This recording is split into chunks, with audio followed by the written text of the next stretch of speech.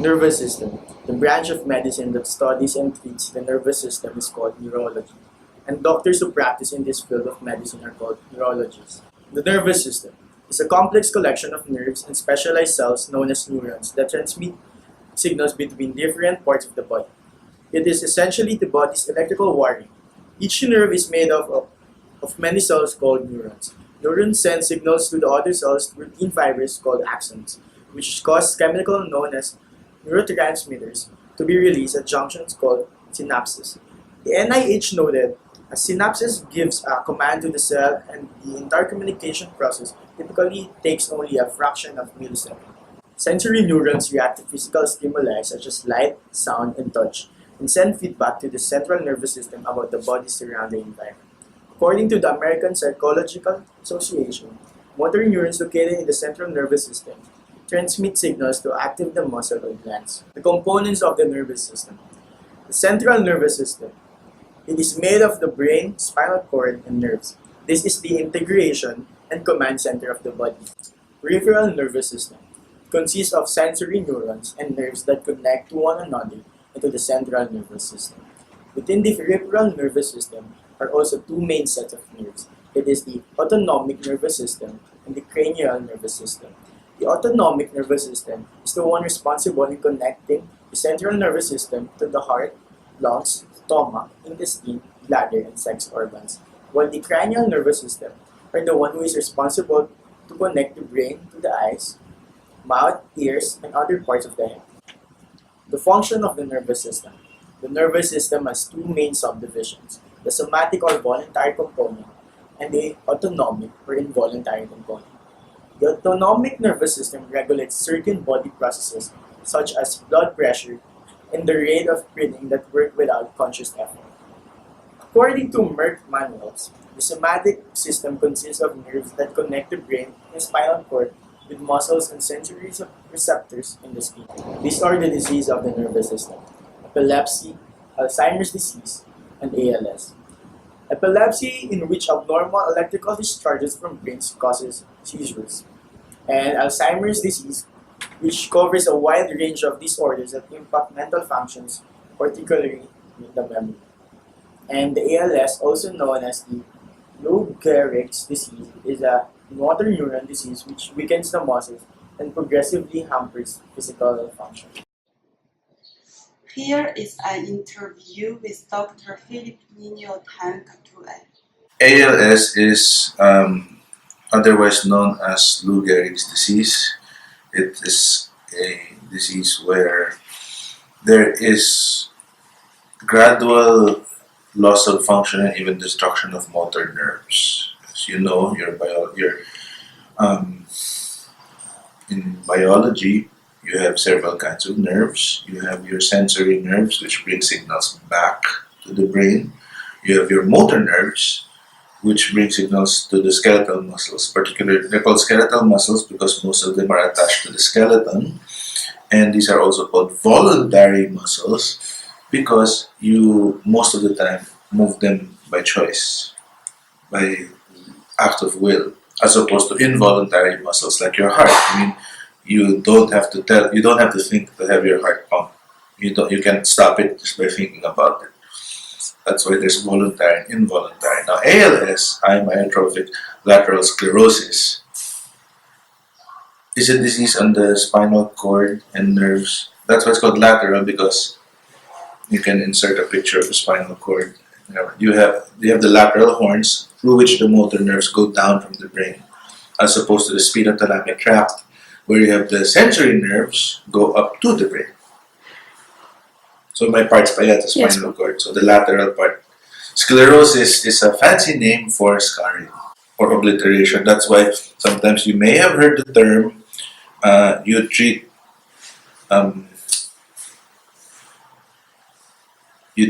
engorged veins and poor circulation. Sorry, the term escapes me all of a sudden. With venous sclerosis. Okay. You scar it, you get it out, and you hope that and then you get the clot out. So the sclerosis here refers to the fact na nasisira yung motor nerve. So the sad part there is, and And I'm going to the next part of your question. How does it affect the brain? It doesn't affect the brain much.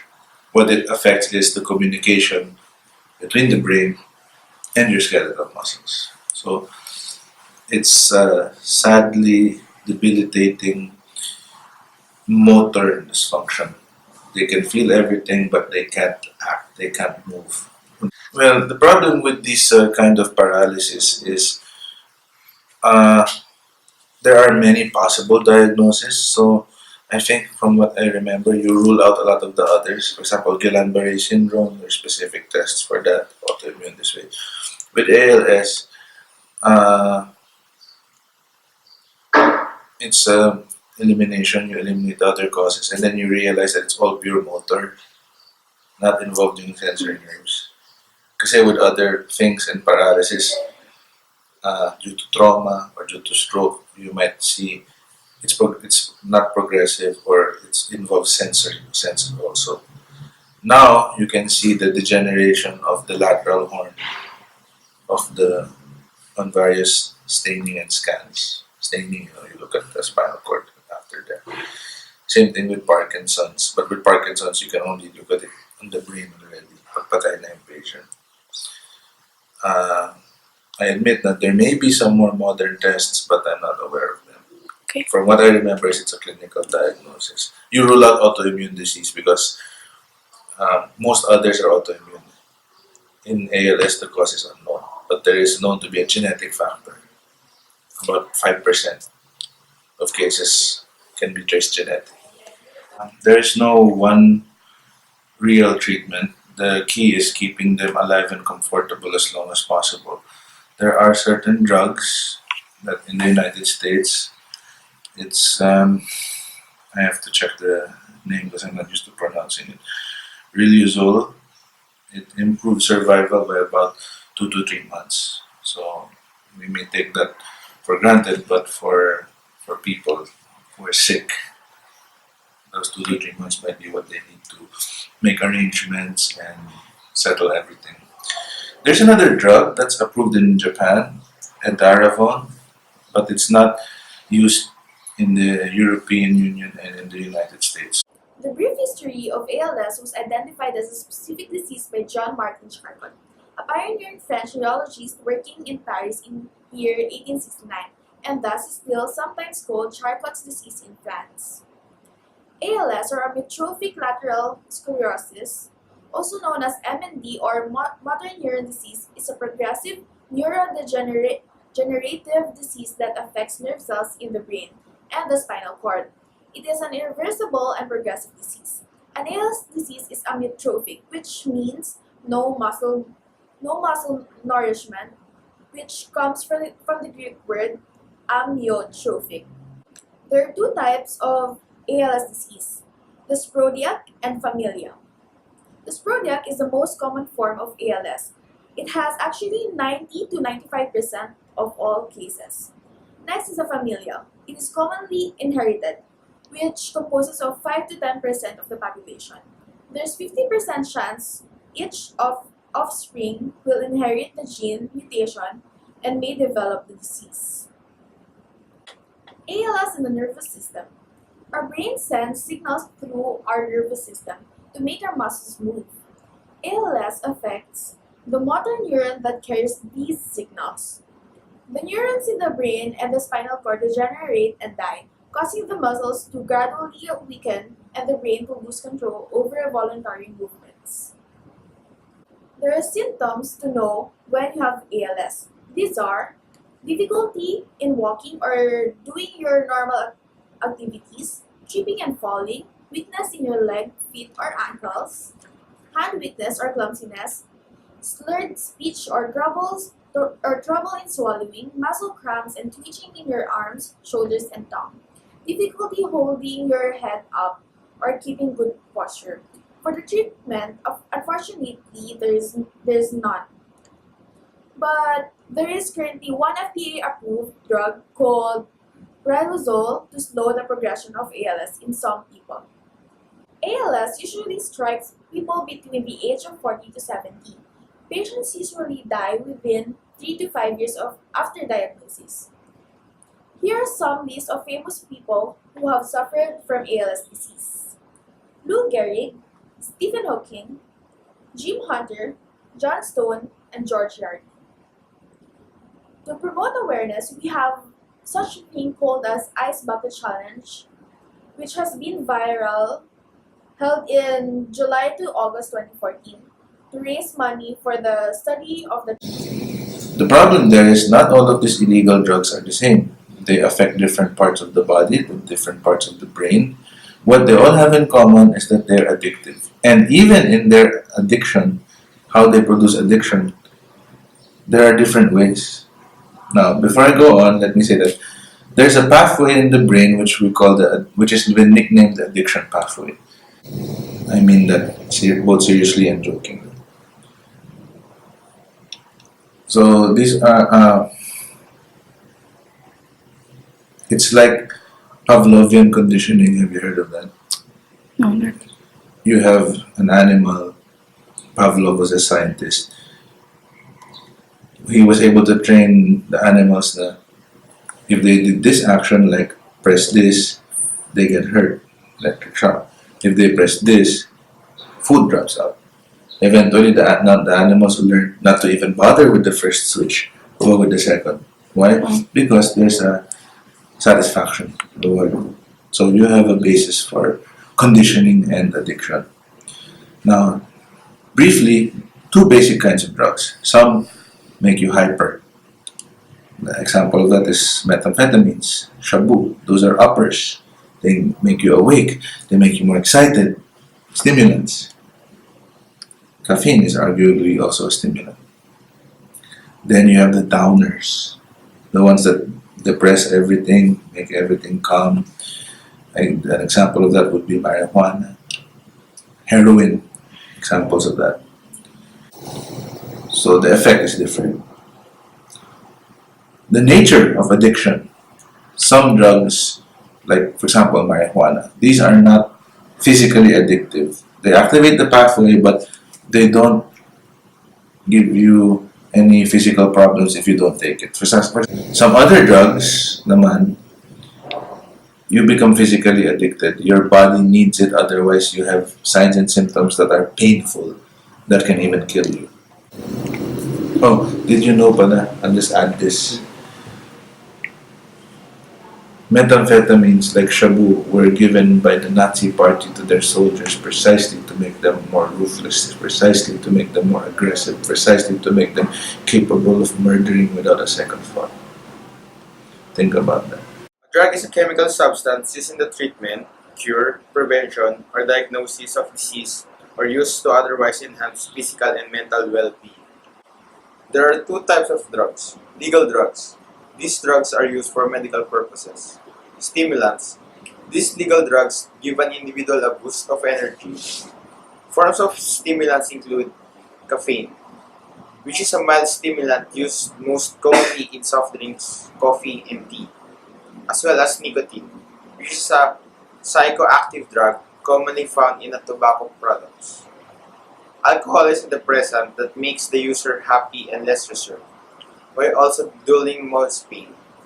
Excessive alcohol consumption impairs judgment and depth, perception, and can cause drowsiness, excessive rage, unconsciousness, and even blackouts. Long-term alcohol use can lead to liver and nerve damage, sexual problems, high blood pressure, permanent brain damage, and deterioration of motor skills. Illegal drugs. These drugs are classified from Class A to Class C. Class A drugs are the most dangerous, the most serious penalties for possession or dealing, while Class C are considered as the least. Example of Class A drugs are ecstasy, LSD, heroin, cocaine, and injected amphetamines. Penalty for possession, up to 7 years in prison or an unlimited fine or both. Penalty for dealing, up to life prison or an unlimited fine or both. Class B, amphetamines and cannabis. The penalty is up to 5 years in prison or an unlimited fine. Penalty for dealing, up to 14 years in prison. Class C, tranquilizers, and painkillers. Penalty up to 2 years in prison or unlimited fine. Penalty for dealing up to 14 years in prison or unlimited fine. Drugs, brain fraction, and nervous system. The brain serves as the secondary organ which used to be a cooling agent for the heart and a place in which the spirit can freely circulate. It also created a space in which all spirits came together as the sensus communis or common sense. Drugs are chemicals that affects the brain by tapping into its communication system and interfering with the way neurons normally send, receive, and process information. Some drugs such as marijuana and heroin can activate neurons because their chemical structure mimics that or a natural neurotransmitter. This similarity in structure fools receptors and allows the drugs to attach onto and activate the neurons. Although these drugs mimic the brain's own chemicals, they don't activate neurons in the same way as a natural neurotransmitter, and they lead to abnormal message being transmitted through the network. Other drugs such as amphetamine or cocaine can cause the neurons to release abnormally large amount of natural neurotransmitters or prevent the normal recycling of these brain chemicals. This disruption produces a greatly amplified message, ultimately disrupting communication channels. Direct or indirect use of drugs target the brain's reward system by flooding the circuit with dopamine. Dopamine is a neurotransmitter present in regions of the brain that regulates movement, emotion, motivation, and feelings of pleasure. When activated at normal levels, these system rewards our natural behaviors. Overstimulating the system with drugs, however, produces euphoric effects which strongly reinforce the behavior of drug use, teaching the user to repeat it. These are examples of the victims of illegal drugs: Robert Downey Jr., Johnny Depp, the Beatles, and Elvis Presley. Okay. So the war on drugs, there's nothing wrong with that. We have to fight drugs, no? Yes. So we have to commend our president for taking the war on drugs as one of his priority. No? But the problem in the war on drugs is the extrajudicial killings. So these are two different things. No? War on drugs is good, but extrajudicial killing is bad. Yes. Okay?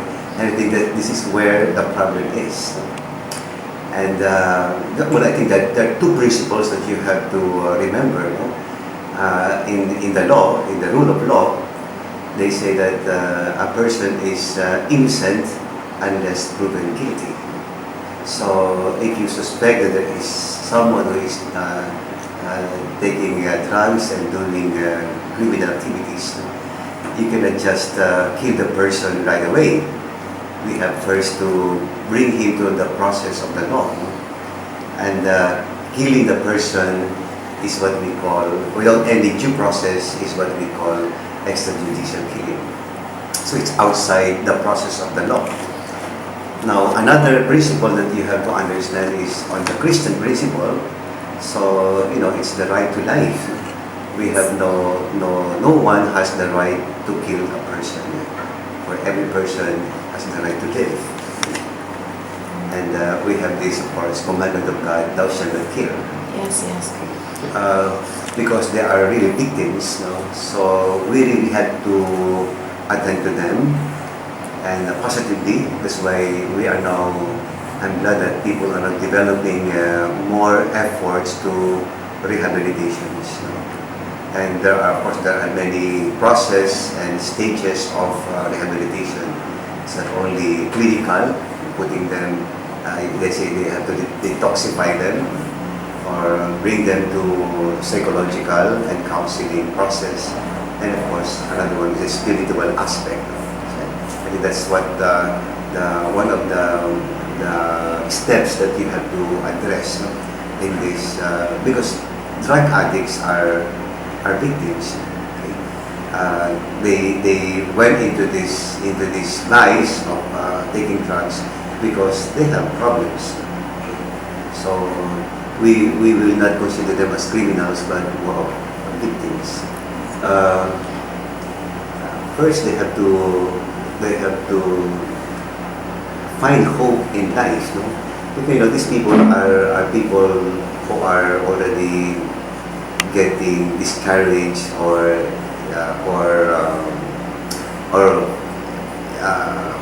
getting hopeless and helpless in their life. That's why they